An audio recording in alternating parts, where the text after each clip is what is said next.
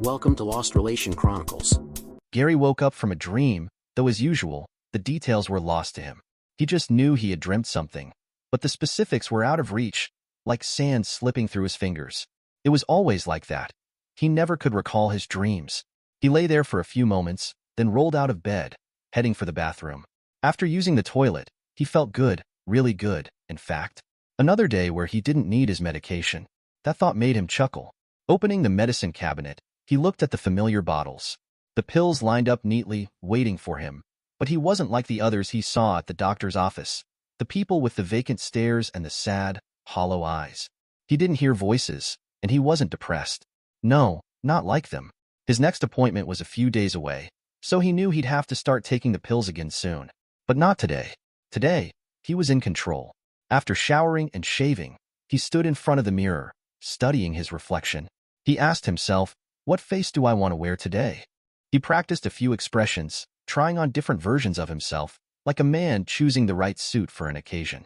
Finally, he settled on a face he liked, the perfect blend of confidence and calm. He got dressed and made his way to the kitchen, where he fixed himself a simple bowl of cereal. As he ate, his mind drifted to where he would go today. The face he chose always helped guide his plans. Today felt like a field trip kind of day, and the suburbs seemed like the perfect destination. They were peaceful this time of year, a nice place for some quiet contemplation. He placed the empty bowl in the sink, leaving the washing up for later. Right now, he had more important things to plan. He walked into the living room and grabbed his tool bag from beside the couch. Sitting down, he pulled out his map, unfolding it carefully. Small red dots were scattered across various locations, each one holding a memory for him. His eyes traced over the marks before landing on one spot, Sundale, a place he hadn't visited yet. A smile crept across his face as he folded the map and slid it back into the bag. Standing up, he walked over to the full-length mirror by the door. He stripped down to his shorts and admired his reflection. He flexed, appreciating the toned muscles, the strength that hid beneath his otherwise unassuming appearance. He was tougher than he looked, and he liked it that way. His mind flashed back to 2 days ago, at the martial arts studio. He'd been feeling just as good then, practicing kicks and body punches on the heavy bag. But then Ronald had come over, pushing him aside to take over the bag. "Excuse me, I was using that," Gary had said, keeping his voice polite. Ronald, a black belt, had sneered at him. "No belt? If you want a beating, just keep talking." Gary had grabbed Ronald's arm mid-punch, holding it in a firm grip. Ronald had glared at him, shaking his arm free. "Have you lost your mind, fool?" Gary didn't answer then. He didn't need to. He just smiled. Gary said again very politely, "I was using that bag. I would like to finish my workout." The instructor saw something was going on, so he walked over. He stood there a moment with his hands on his hips and asked, "What is going on, you two?" Without taking his eyes off Ronald, Gary said, "I was using the bag. He came over and pushed me out of the way. All I want to do is finish my workout and then go home. He can use it as much as he wants then." The instructor looked at Ronald and said, "That seems reasonable to me. Do you have a problem with that?" Ronald looked at the instructor and said, "He's a no belt. I am a black belt. He should give way to his superiors," as he pointed to Gary. The instructor raised his eyebrows in surprise. He looked at Ronald and said, "I have tried to teach you the reason for martial arts. It is not to bully people. It is for self-defense only and to help those who are not as strong as you. But I haven't been able to teach you that. Maybe it is time you learn your mouth can get you into big trouble." Ronald looked at the instructor with a bit of surprise on his face. He didn't know what he was getting at. He thought the instructor was going to challenge him to a fight or something like that. While he was a black belt, he wasn't sure he could take the instructor and didn't want to find out. The instructor looked at Gary and said, "You up for this?" Gary just smiled and nodded his head once. Ronald looked from the instructor to Gary and back, then smiled in understanding. The instructor called all of the students and put them in a circle. He looked each one in the eye and said, "I don't teach martial arts so you can bully people. When you get the higher belts, I expect a certain level of mental and physical restraint. What we have here is a man who earned his black belt a while ago. While he has the necessary physical skills, he still hasn't learned the mental restraint that goes with those skills. I have tried to teach you to use your skills to help people, not hurt." However, Ronald thinks that because he has a black belt, everyone should bow to him, or at the very least, they should get out of his way. Tonight, a man refused to get out of his way. So there is going to be a demonstration tonight. Ronald thinks because Gary doesn't have a belt, he isn't worth respect. Gary believes even if he doesn't have a belt, he deserves respect. There is only one way to settle this. Gary and Ronald had taken opposite sides of the ring and stood waiting for the speech to end. Gary had calmed himself and had done all of the mental exercises he was taught. He was ready, and he was feeling good. Inside and out he was calm. He knew the adrenaline would only help once the fight started. He looked at Ronald, who was bouncing on the balls of his feet. Gary smiled at him. He knew he was in complete control. The instructor stepped back to ring formed by the students.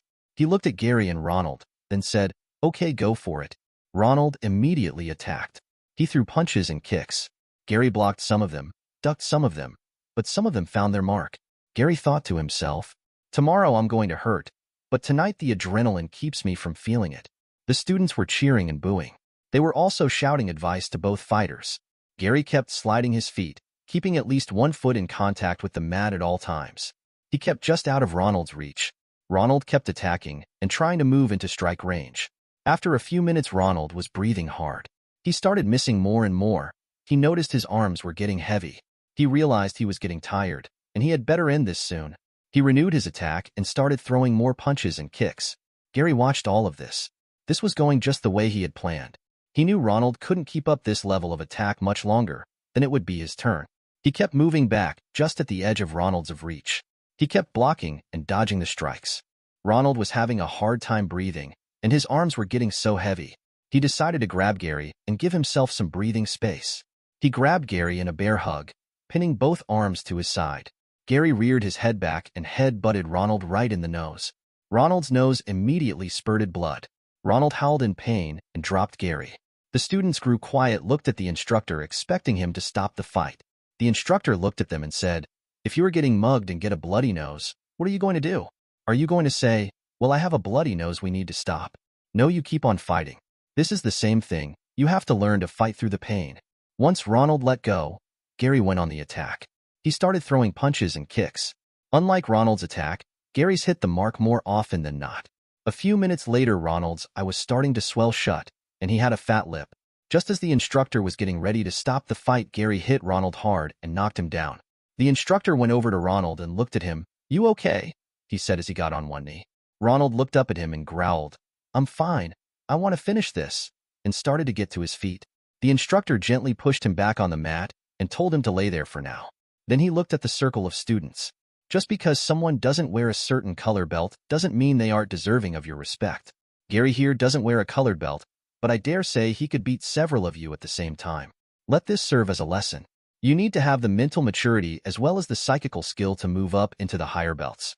Then he looked at Ronald and said, "I hope you learned a lesson tonight. If you have, then come back. If you haven't, find a new studio. I don't teach bullies." Gary stood in front of the mirror and saw the night as if it was happening again right in front of him. Just then a horn blared outside and shook him out of his revelry. Gary's eyes refocused on his image. He smiled and looked at the few bruises he had from the fight. "I may have a bruise or two, but Ronald will not be able to see out of that eye for at least 2 more days. He has a fat lip and lots more pain." As Gary talked to himself, he gave a little laugh. He shook his head, then redressed, grabbed his tool bag, went out the door and down the street and caught the bus. As he rode towards Sundale, he watched the sun come up and thought again what a beautiful day this was going to be. When he got to Sundale, he walked along and marveled at the clean sidewalks. The suburbs always had clean sidewalks. Where he lived, the sidewalks were almost black, they were so dirty. They had years of accumulated vomit, urine, spit, blood, and gum on them. These sidewalks were so bright he thought they might blind him. He liked the burbs. The nice neat houses with their neat lawns and gardens. Everything seemed perfect, except he knew what happened when the husbands were away. The 304s who lived in those neat houses cheated on their husbands every day. He walked on muttering to himself. When he got to the corner, he realized he was getting upset. He was shaking, and when he talked, spit flew out of his mouth.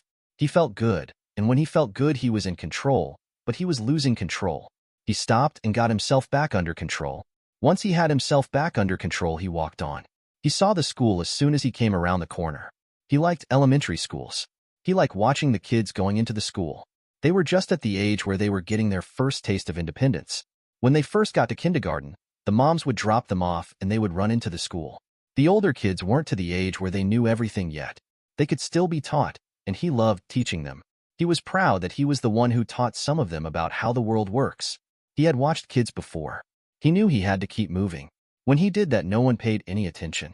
If he looked like just another working stiff, He could hang out and watch the parents drop off the innocents without raising any suspicions. He moved on when school started. He walked around the neighborhood for some time. Finally, he came up to a park where there were several mothers with their children. He watched for a short while, then he caught sight of her. A perfect little girl. She had brown hair that came to just below her ears. He liked brown hair. She had on a cute pants and matching shirt set, and she had the cutest athletic shoes. They were brown-soled with pink tops. He watched her and her mother play for a long time. Finally, the mother called to her and they left the park. As they walked down the street to their home, the little girl would hold her mother's hand for a while. Then she would see something like a flower or a bug that caught her interest, and she would run off to investigate. Gary liked the little high laugh she had. He liked being around kids when they laughed. It made the world right. Gary walked at a distance, so the little girl and her mother had no idea he was following them. The little girl skipped and did little spins. Gary could tell she was young enough to not have any worries or cares. As Gary walked behind them, he swung his tool bag and whistled to himself. When the mother and little girl turned up a driveway, Gary kept walking past. He looked at the house. He said to himself, "Yep, just the kind of house I suspected." It was blue with white trim. There were low bushes lining the front of the house. There wasn't a sidewalk, just a driveway. He noticed the roses on the side of the house. He saw there was a fence around what appeared to be a backyard. He walked 2 houses down and turned up the driveway. They didn't have a garage, and there weren't any cars in the driveway. So, he walked up to the gate and let himself in the backyard. He hopped the fence heading for the little girl's house. He didn't want to hurry too much. He guessed the girl would take a nap before lunch, but before that she would have a snack. So he had time to kill before he paid his visit. As he jumped the second fence, he was greeted by a large dog.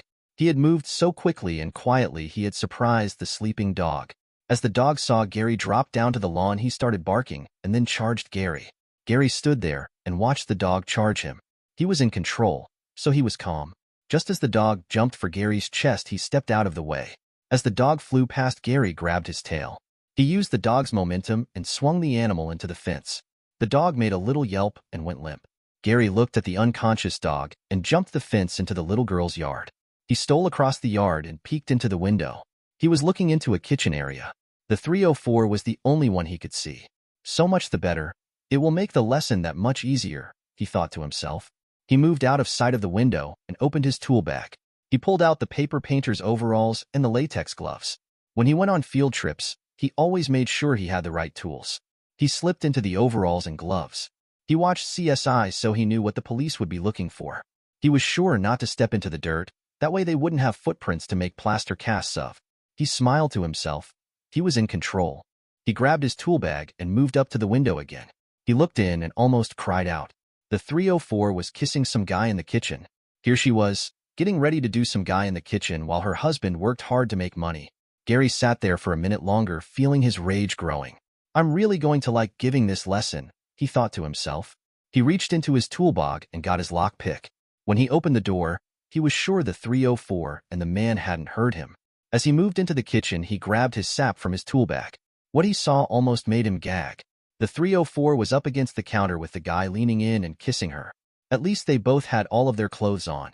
He wasn't sure he wouldn't have thrown up if they were naked. The 304 opened her eyes just in time to see him bring the sap down hard on the side of the guy's head. She screamed as the man gave a little grunt and slid to the floor. Gary dropped his bag and grabbed her by the throat with his left hand. He pushed her up against the cabinet and squeezed. She struggled and grabbed his hand, trying to pry his hand loose, but he was just too strong. He liked watching the faces of the 304s as they realized they were paying for their lifestyles. The 304's eyes bugged out. Her face turned a reddish purple, and she tried to gasp for breath. Gary kept up the pressure until she stopped struggling. He pulled his hat away, and she slid to the floor. Gary knew she wasn't dead yet, just out due to lack of oxygen. He put his sap back in his tool bag and pulled out his knife. He lovingly looked at the thin chrome blade. It was made for just this type of work. But before his knife could do its work, he needed some items. He looked around and found the drawer the 304 kept her dish towels in and pulled several out. Now, he was ready. He felt for the man's pulse on the side of his neck. Gary coved the man's neck with 2 of the towels. Then Gary slid the blade into the artery pulsing under his fingers, blood immediately squirting out. Gary smiled. This was a trick he learned a long time ago. When an artery is cut, blood gets everywhere unless you cover it up. The first time he did this, he was covered in blood. He had to take a shower before he could leave the house. Then he moved to the 304. Her breathing was shallow and rapid, so she was still alive, he observed. He repeated the process with the towel and knife. As he stuck the knife in her neck, her eyes flew open. Gary immediately sat on top of her to keep her from moving. He wasn't worried. It would only take a few minutes before she was out for good. After all movement stopped, Gary got up and washed the knife in the sink. "Cleanliness is next to godliness," he said out loud to himself. Then he pulled off the coveralls and gloves. He put them in a plastic garbage bag he had pulled from his tool bag. He put a clean pair of gloves on. He had done this so many times it was second nature to him. He was sure he wouldn't leave anything behind that would lead to him. He looked at the pair on the floor. The blood had pooled around them in a large puddle, so he couldn't walk over to them and close their eyes. As he looked, he noticed the 304's face showed surprise and fear. He hoped the look would freeze on her face forever. He wanted people to know what happens to women who bang other men while their husbands are away. He walked through the living room toward the front door. As he walked through the room, he looked around at the furniture and pictures. A picture on the bookshelf caught his attention. He walked over to look at it. When he got close enough, he let out a little laugh and had a sheepish grin on his face.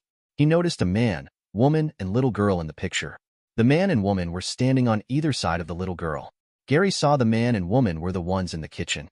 "Oops. I guess she was just having a little daytime fun with her husband," he said with a little laugh. Then getting serious, he said, "But she was probably screwing every guy she could. That's what 304's do." He picked up the phone and dialed 911 and left it off the hook. He knew the police would send someone by to check out the call. He left the front door open a little bit. That way the police would get suspicious and look around. He wants them to find the people in the kitchen before the little girl did. As he walked toward the bus stop, he whistled a peppy little tune. He felt good about this field trip. The little girl would learn not to be a 304 like her mommy, and the 304 wouldn't be able to cheat on her husband anymore. When he got home, he grabbed his martial arts uniform and headed to the studio. He needed a good workout, and he had some classes to teach tonight. When he got to the studio, he started working out. After a field trip, he was at his best. Also, he had lots of extra energy to burn off. He looked around for Ronald. If he came in, Gary would give him lots of room. Gary wasn't interested in a fight. He was feeling good and didn't want anything to spoil the mood. When the studio closed, he went home. "Now I have other appetites to satisfy," he said to himself as he took his shower.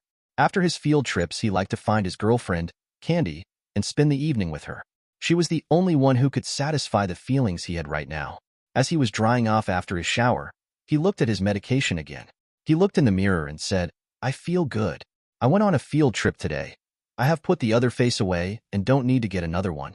I'm going to see Candy, so I don't need those tonight. Maybe tomorrow." He went to his closet and found the best jeans and shirt he had and went out. He went to the spot Candy usually hung out, and it didn't take long before he spotted her getting out of a car. He went to her, and since he was her favorite, they went right to her room. As Gary lay there in the afterglow of one of the greatest days he had ever had, he thought, "Okay, this is the day. I'm going to ask her to marry me." As Candy lay on her side facing away from him, he asked her, "Don't you have to get back to work? When I'm with you, I can take the night off. Now go to sleep. I'm tired. I just want to help you with the rent and stuff like you said. I want to ask you something. Do you love me?" Candy sighed and, barely awake, answered, "Of course I love you." Gary gathered up his courage and asked, "Then will you marry me?" When Candy answered, her voice was just a whisper, but you could still hear the irritation in it. "Yeah, whatever. Now would you just go to sleep?" Gary's heart swelled. The woman he loved with all of his heart, and who loved him with all of her heart, was going to marry him. He lay in the semi-dark thinking of all the things that needed to be done. First, he had to get a ring. He knew a pawn shop he could get the ring from, so that was one thing done. As he was going over the details for their wedding, he drifted off to sleep. He awoke early as usual and left the room very quietly. He didn't want to wake Candy. She worked nights in customer service and needed her sleep. He went home and got his money. He looked at the medications again and decided he didn't need them. He wasn't hearing voices or seeing things, so he wasn't crazy. Anyway, the stuff made him tired, and he didn't like feeling that way. After the field trip and the night with Candy, he felt he was on top of the world. He went to the pawn shop and talked to the owner. The owner was very helpful, and they settled on a small diamond for a price he could afford. Afterward, he went to the studio and worked out a bit. Ronald showed up, but kept his distance. Gary was thankful for that. He didn't want trouble with Ronald tonight. He thought to himself, "I'm going to have to do something about Ronald someday. Maybe a field trip." He only stayed about 2 hours and had someone else teach his class. He went home, took a shower, and went to look for Candy. When he couldn't find her, he found her friend Tiffany. "Hey, where can I find candy?" Tiffany looked at him with a mixture of surprise and sadness. "Sweetie, don't you know?" "Don't I know what?" Gary said. "Mr. Brown called for her today. No one has seen her since. You didn't hear this from me. Mr. Brown likes it rough, and I think he got too rough and killed her. But like I said, you didn't hear that from me. Understand?" Gary stood there stunned. He couldn't believe what Tiffany had just said. His brain heard the words, but just couldn't process them. "Hey, did you just hear what I said?" "I said you can't tell anyone what I just said." Tiffany looked at him with a worried expression on her face. Gary got control of himself.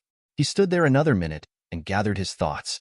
Then he looked at Tiffany with a face devoid of emotion and said, "I heard you.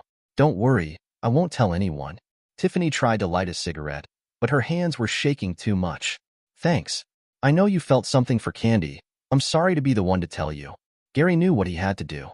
This thought came as clear as when he got them for his field trips. This was the woman he loved. The woman who would have his children. They were going to move out of this area of the city. They would find somewhere nice. With his disability pay and the money she made from her customer service job, they could make it. He started walking home. He knew who Brown was. He was a dirtbag drug dealer. First thing he had to do was go home and put on the correct face. Then he had to find Chimes. Chimes was Lola's manager. He carried a Bell's keychain in his pockets, so he jingled all the time. Gary opened the door to his apartment. Whenever he walked in, he felt safe. This was his sanctuary. Whenever he was inside, he could be himself. He didn't need to put on a face. He never felt more in control than he did now. He looked in the mirror and decided on the face he was going to put on. He had a plan, and this face was just the right one. He grabbed his tool bag and walked out to the street where he thought he would find Chimes. He figured Chimes could lead him or show him where Brown was. He asked a few of Chimes' employees where he could be found. One girl told him she thought he was at the coffee shop down the street. He walked on the opposite side of the street from the coffee shop. The street lights had been knocked out by the drug dealers, so the whole street was in shadows. He melted into a doorway across from the coffee shop and looked in the big front window. He saw Chimes sitting with Brown in a booth near the back. Between the front door and Brown were two rough-looking thugs. Gary knew these must be Brown's bodyguards. He gripped his tool bag tightly and walked across the street. He opened the door and walked in. As soon as he cleared the door, he dropped his tool bag on a table. He continued to walk toward Chimes and Brown. As he got closer, he said in a loud tone, "Chimes, can you help me out?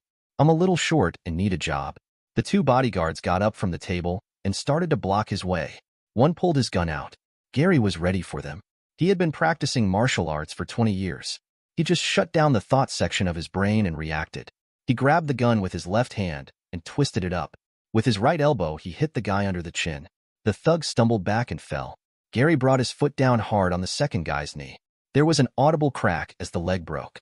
Gary grabbed the guy on the back of the head by the hair. As the guy started to fall, Gary brought his head down hard on the table. The thug fell unconscious and rolled onto the floor. The first guy had recovered and started to swing at Gary. Gary blocked the swing and brought his knee up to the thug's groin. The thug let out a little oof and fell to his knees. Gary kicked him on the side of the head. He fell over unconscious, still grabbing his groin. The whole fight had taken no more than 10 seconds. Brown started to pull his gun, but Chimes stopped him. "He's one of Lola's customers, and he does some courier work for me once in a while. So he's cool, just a bit nuts." Gary stood and looked at the two men and said, "Chimes, you got anything for me?" Brown looked at Gary and said, "You just walked through two of my best, and you did it without a gun." Gary gave a sheepish grin, looked at the two on the floor, then back at Brown and said, "Hey, I'm sorry. I didn't know they were yours.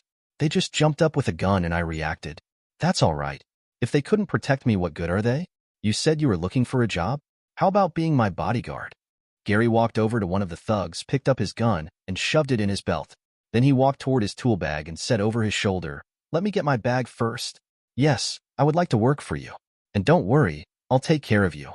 Dear listeners, please share your thoughts in the comments section below, and don't forget to like, share, and subscribe.